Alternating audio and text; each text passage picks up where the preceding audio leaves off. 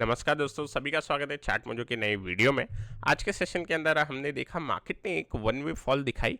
अब ये जो फॉल है इसके अंदर दो लेवल इंपॉर्टेंट थे, वो दोनों ही ब्रीच हो गए। सबसे पहला 22,150 इंपॉर्टेंट था हमारे लिए, क्योंकि यहाँ पे एक गैप बना था। इस गैप का इंपॉर्टेंस ये था कि हमने जो एक हॉल्ट देखा आते हुए वो ये गैप के कारण देखा, और एक गैप की वजह से यहाँ पे एक काउंटर अटैक कैंडल बनी, जहाँ पे इसकी जो क्लोजिंग थी ग्रीन कैंडल की, प्रीवियस कैंडल के क्लोजिंग के एक लेवल सिमिलर लेवल पे थी।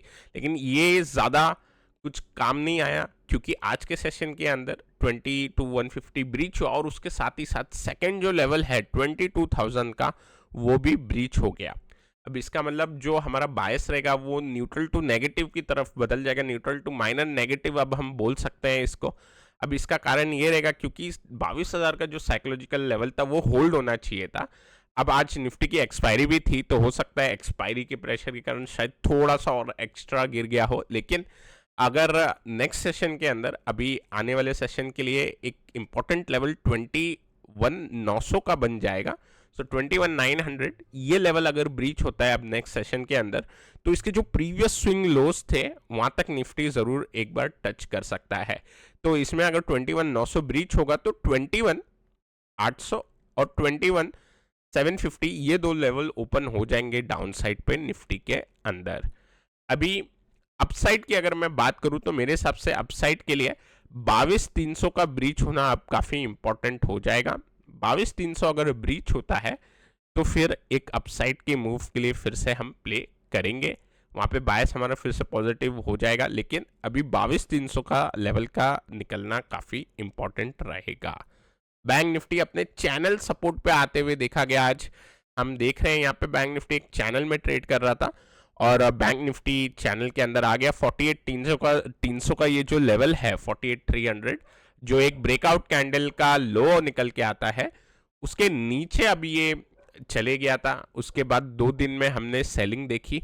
अब फिर से ये अपने इंपॉर्टेंट सपोर्ट लेवल, जो कि एक चैनल का सपोर्ट हमें दिखाई दे रहा है, फोर्थ टाइम इस लेवल पे आ रहा है। तो मेरे हिसाब से 47,300 अगर लेवल ब्रीच होता है तो यहां पे फिर एक बेरिश मूव बन सकती है, क्योंकि एक चैनल का ब्रेकडाउन हो जाएगा। अब इस चैनल के ब्रेकडाउन में एक इंपॉर्टेंट ये रहेगा कि हम लगातार इसके अंदर अगर देखें तो पिछले 7-8 ट्रेडिंग सेशन से एक रेड कैंडल बनाते हुए आ रहे हैं। तो आप देखिए यहाँ पे सारी की सारी जो कैंडल रेजिस्टेंस टच होने के बाद जो फिर से सपोर्ट पे टच हुई है वो सारी की सारी रेड है, मतलब बेरिश है। इसका मतलब सेलिंग का प्रेशर काफी ज्यादा है। हो सकता है हम थोड़ा गैप डाउन भी खुले यहाँ पे, क्योंकि सेलिंग का प्रेशर काफी ज्यादा है। थोड़ा गैप डाउन खुलने की वजह से अगर रीटेस्ट हुए तो एक ज्यादा सेफ लेवल होगा।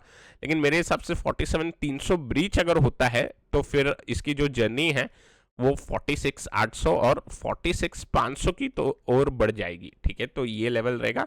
अपसाइड में 48,300 का लेवल, जो कि लगभग इसका आज का हाई आता है, उसका ब्रीच होना काफी इंपॉर्टेंट रहेगा।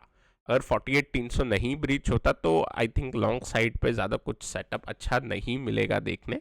तो निफ्टी बैंक निफ्टी दोनों के अंदर आज की कैंडल का हाई अब इंपॉर्टेंट हो चुका है, क्योंकि यही कैंडल ने काफ़ी इंपॉर्टेंट लेवल निकाले हैं। इस वजह से एक इंपॉर्टेंस देनी पड़ेगी आज के कैंडल को। अभी दोस्तों मिड कैप की बात करते हैं। मिड कैप ऐसा लग रहा था होल्ड हो जाएगा, लेकिन फिर मिड कैप के अंदर भी सेलिंग बनी। और मिड कैप अगर हम पिछला कुछ एक बार मिड कैप का रिकवरी देखें, तो अगर मैं इस रिकवरी की बात करूं तो छोटे छोटे कैंडल बन के हम ऊपर जाते थे गैप अप करके। सेम यहाँ पे देखने मिला, सेम इससे पहले भी देखने मिला। इनफैक्ट ये जो सिमेट्रिकल ट्रायंगल बना है, इन सब में एक रेड कैंडल बनने के बाद जब भी ग्रीन कैंडल बनी है तो उसके लो सिक्योर रहे हैं। अगर आप थोड़ा इसके अंदर ध्यान से देखें, मैं आपका 2 मिनट लेता हूं यहाँ पे। अगर आप इस रेड कैंडल को देखेंगे तो ये जब ग्रीन कैंडल बनी तो इसका लो सिक्योर था। इसके बाद फिर से जो रेड कैंडल के बाद ग्रीन कैंडल बनी, हर एक के लो सिक्योर थे। इवन इस जो एक पुल बैक की कैंडल थी ग्रीन, इसका भी लो सिक्योर था। तो आप देखिए जहां पे ये ब्रीच हुआ सिमेट्रिकल ट्रायंगल से, तो एक ब्रेकडाउन था ही, लेकिन यहाँ पे पैटर्न वाइज ब्रेकडाउन हुआ। और ये जब पैटर्न खत्म हुआ सीधे, ये जो रेड कैंडल थी इसके बाद पुल बैक वाली जो कैंडल बनी ग्रीन, उसका लो सिक्योर था यहाँ पे, उसका लो ब्रीच नहीं हुआ। और यही सेम चीज हमें रेपिटेटिवली मिड कैप इंडेक्स पे दिखाई दे रही है। लेकिन इस बार क्या हुआ, 3 दिनों से हम गिरे, उसके बाद हॉल्ट आया तो एक ग्रीन कैंडल से ऐसा उम्मीद थी कि यहाँ से हम ऊपर जा सकते हैं एक बार के लिए, लेकिन आज फिर से एक रेड कैंडल बनी और काफ़ी हम नीचे आ गए। तो आई थिंक ये जो स्ट्रेंथ वाला स्ट्रक्चर है ये थोड़ा सा वीक हो रहा है अभी। और मिड कैप के अंदर अब अगर कल के सेशन के अंदर ये 49,800 ब्रीच कर देता है तो इसके अंदर एक फॉल हो जाएगा। यहाँ पे 48,800 है, आई एम सॉरी, तो 48,800 अगर ब्रीच करता है तो इसके अंदर एक फिर से फॉल बनेगी। अब इसका एक गैप लेवल भी निकल के आता है तो मेरे हिसाब से ये 48,500 48,000 के आसपास तक चले जाएगा। सो ओवरऑल अगर हम देखें तो बायस जो है वो नेगेटिव बन गया है, तो माइनर नेगेटिव अभी लेके चलेंगे क्योंकि वॉलेटिलिटी है मार्केट के अंदर। विक्स भी ऊपर आ गया है, 18 के आसपास है, आज सुबह 19 के आसपास टच भी किया था। अब यहाँ पे डाओ का अगर मैं चार्ट दिखता हूँ तो स्टोरी एकदम अपोजिट दिखती है। डाओ स्ट्रांग है, जैसे हम गिर रहे हैं वन वे, डाउ वन वे ऊपर जा रहा है, तो यहाँ पे स्टोरी अलग चल रही है। डेक्स अपना नया ऑल टाइम हाई लगा रहा है, वहाँ पे भी नई स्टोरी चल रही है, एक नया लेवल हमें देखने मिलेंगे डेक्स के मार्केट के अंदर। बट हमारे मार्केट वीक है और किसी कारण से वीक होंगे तो हमें उसको रिस्पेक्ट करना चाहिए, इसलिए माइनर नेगेटिव एक बायस बनाया हुआ है हमने। इस कारण एक काउंटर हम डिस्कस करेंगे जो ब्रेकडाउन सून वाला काउंटर है, चार्ट स्ट्रक्चर पे एचएनएस बनाया हुआ है। इससे पहले मैं आपको डाओ तो एकदम स्ट्रांग है, कल इसने 39,000 का लेवल भी ब्रीच कर दिया था डाउ ने, तो ये मजबूती का संकेत दे रहा है। इतने स्ट्रांग संकेत देने के बावजूद हम देखते हैं कि निफ्टी ने एक वन वे सेलिंग दिखाई है आज। इसका मतलब ये है कि थोड़ा बहुत और नीचे के लेवल 150-200 पॉइंट और ओपन रहेंगे। अब यहाँ पे बॉन्ड यील्ड की अगर मैं बात करूं तो बॉन्ड यील्ड अगर हम देखते हैं यहाँ पे तो थोड़ा सा ये संभलता हुआ दिखाई दे रहा है, लेकिन ये अपने चैनल के सपोर्ट के नियर पहुंच रहा है। तो ये अगर ब्रीच होगा तो फिर से डाउ को एक अपसाइड मूव के लिए हेल्प मिलेगी। यहाँ पे डॉलर इंडेक्स है, ये भी थोड़ा एक साइडवेज होने की कोशिश कर रहा है, बट डॉलर इंडेक्स स्ट्रांग है काफ़ी समय से, इसका भी एक ब्रीच होना हेल्प करेगा मार्केट को। यहाँ पे ब्रेंट की बात करते हैं दोस्तों। कल ब्रेंट पे हम क्या डिस्कस कर रहे थे कि एक बार के लिए यहाँ पे मैं आर्ली चार्ट लगाता हूँ और 84 लेवल के आसपास, 84.5 लेवल के आसपास जा सकते, तो ये चैनल का रेजिस्टेंस था उस टाइम पे। आई थिंक जब वीडियो बना रहे थे 82.5 के आसपास था, तो ब्रेंट के अंदर तेजी बनी। अब ब्रेंट के अंदर ये जो तेजी बनी, इसने अपने प्रीवियस जो स्विंग हाइस थे उसको टच करने की कोशिश की 84.2 पे, और अब ये फेल हो रहा है। तो दोस्तों अब क्या होगा ब्रेंट के अंदर, तो ब्रेंट एक साइडवेज में चले गया है। अब ब्रेंट जैसे ही 83 का लेवल यहाँ पे तोड़ेगा चार्ट पे, उसके बाद फिर हमें ये 82 और 81.5 पे मिल सकता है। तो गोल्ड या बाकी मेटल की बात करें वहाँ पे थोड़ी बहुत साइडवेज टू तेजी वाली मूव है, बट यहाँ पे अगर हम देखते हैं ब्रेंट के ऊपर तो ये एक अब साइडवेज में जिगजैग फॉर्मेशन बनाने की तैयारी कर रहा है। तो आज के दिन ये डाउन साइड में 82 के आसपास जाएगा, 82 81.5, अगर 83 के ये वाले लेवल ब्रीच हो जाते हैं, क्योंकि ये फिर अपने चैनल के अंदर वापस चले जाएगा। अब दोस्तों ब्रेंट क्या संकेत दे रहा है, ब्रेंट तो एक साइडवेज वाला संकेत दे रहा है। ब्रेंट अब थोड़ा सा वीक है क्योंकि इसका जो स्विंग स्ट्रक्चर अब बन रहा है, लोअर लो लोअर हाई वाले बनने स्टार्ट हो गए हैं। तो ओवरऑल ब्रेंट तो एक संकेत अच्छा ही दे रहा है कि अगर क्रूड का भाव नीचे आएगा तो इन्फ्लेशन जो हम देख रहे हैं उसमें थोड़ी हेल्प मिलेगी, जो इन्फ्लेशन हाई आ रही है।